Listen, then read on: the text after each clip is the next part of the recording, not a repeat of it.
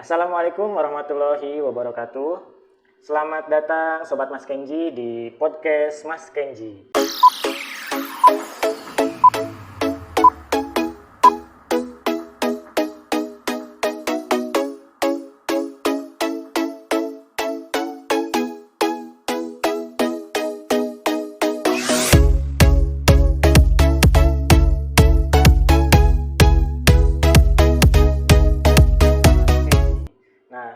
Di sini kami yaitu dokter muda dari Universitas Jenderal Sudirman yang kebetulan lagi praktek di Puskesmas Kemeranjan 1. Di sini ada saya, Dio Ariona, dan teman saya, Diah Santika. Di sini kami akan berbagi ilmu kepada Sobat Mas Kenji, yaitu tentang LBP atau yang sering kita kenal di masyarakat yaitu bengkek. Nah, untuk LBP sendiri ini yaitu adanya sensasi nyeri pada punggung bagian bawah yang mengganggu aktivitas kita sehari-hari. Nah, rasanya itu bisa tidak nyaman, kemudian nyeri. Nah, lebih ke nyerinya daripada tidak nyamannya. Seperti itu. Adapun gejala-gejalanya yaitu bisa dilanjut. Oke.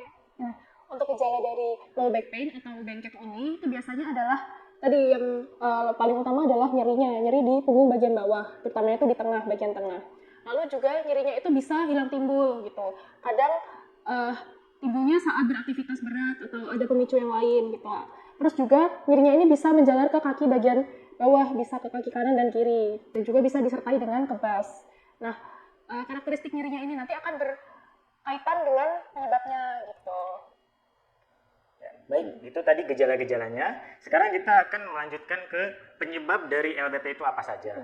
Nah, secara garis besar, untuk LBP ini ada 3 penyebab atau 3 kelainan.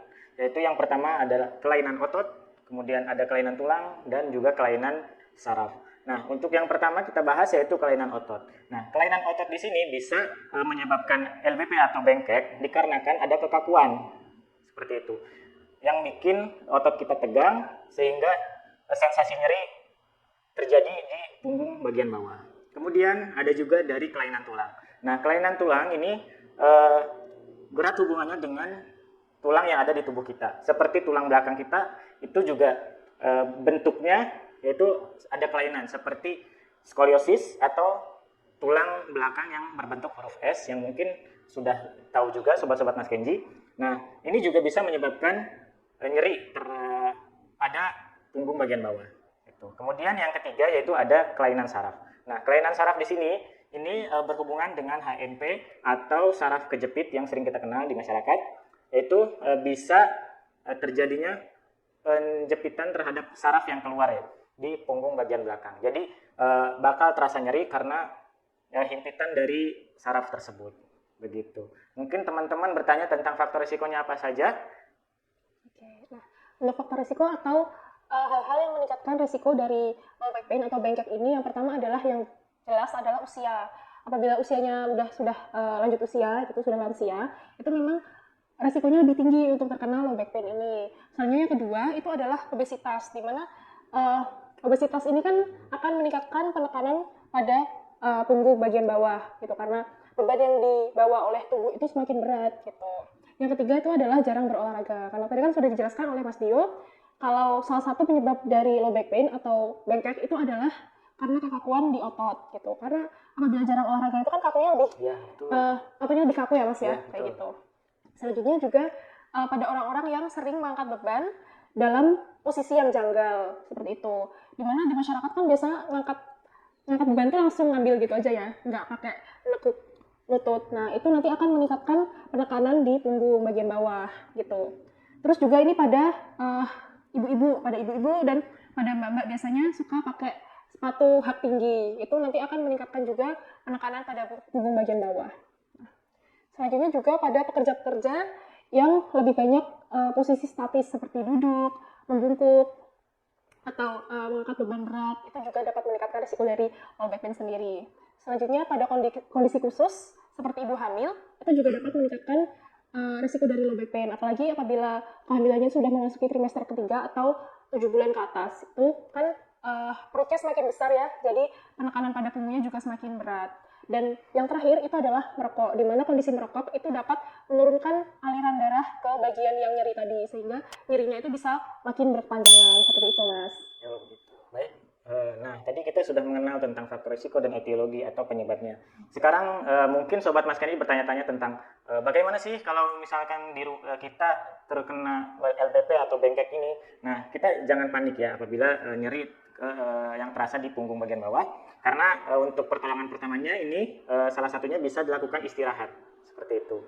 Nah, istirahat ini bisa dibarengi dengan kompres es selama 20 menit sampai 30 menit. Nah, ini untuk gunanya kompres es di sini untuk menekan rasa nyerinya seperti itu.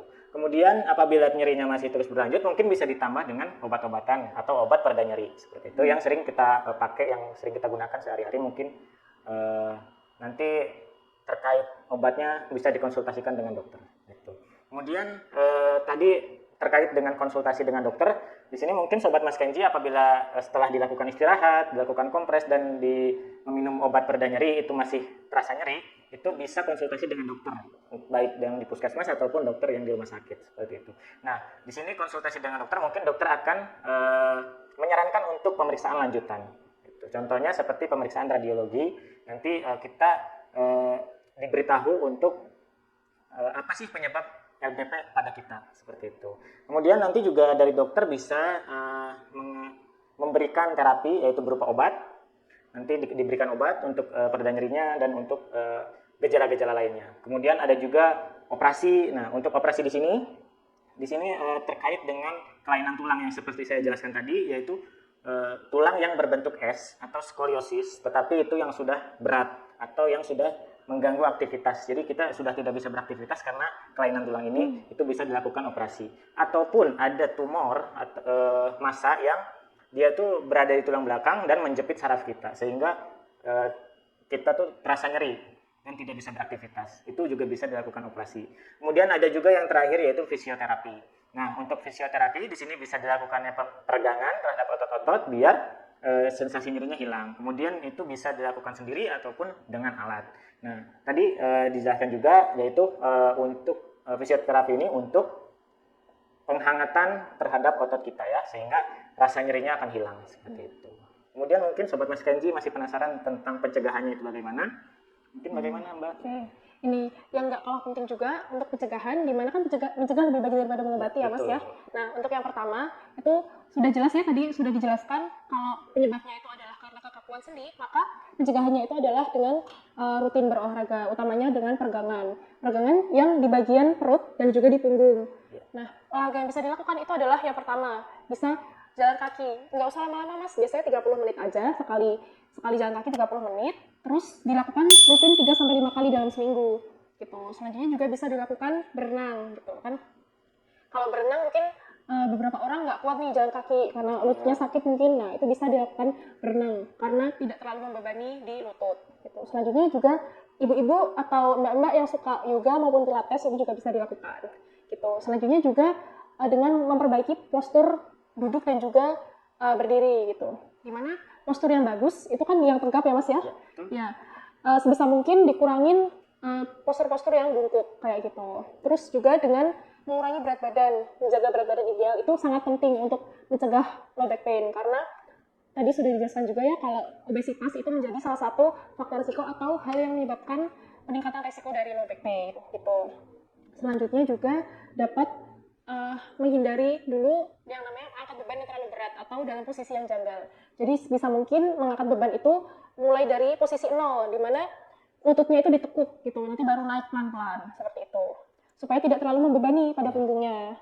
Gitu. Terus juga menghindari asap rokok. Ya, bagi yang perokok itu bisa berhenti mulai dari sekarang karena rokok ini dapat menurunkan aliran darah ke lokasi yang nyeri tadi sehingga apabila tetap merokok nanti nyerinya tuh makin berkepanjangan seperti itu. Selanjutnya juga bisa memperbaiki posisi tidur juga gitu dengan mengurangi tekanan pada punggung. Jadi kakinya itu nanti bisa diganjel Mas pakai bantal gitu supaya posisi kakinya lebih tinggi dan punggungnya itu tidak terlalu terbebani gitu, mengurangi tekanan pada punggungnya. Yang terakhir itu adalah dengan memberikan kompres dingin. Tadi sudah dijelaskan juga ya sekitar 20 menitan. Dan juga hindari mengangkat beban yang terlalu berat seperti itu. Nah, Tadi kan kita udah bahas banyak nih Mas soal low back pain atau bengket ya, biasa orang ngapak namanya bengket gitu. Nah, semoga sobat Mas Kenji di sini tambah wawasannya ya mengenai low back pain gitu. Kalau ada yang kena low back pain ini bisa tahu pertolongan pertamanya harus ngapain. Terus apabila yang nggak kena, semoga bisa mencegah ya. Itu supaya tidak terkena low back pain. Ya. Sekian dari kita. Semoga yang sedikit ini bermanfaat ya Mas ya. Ya. Assalamualaikum warahmatullahi wabarakatuh.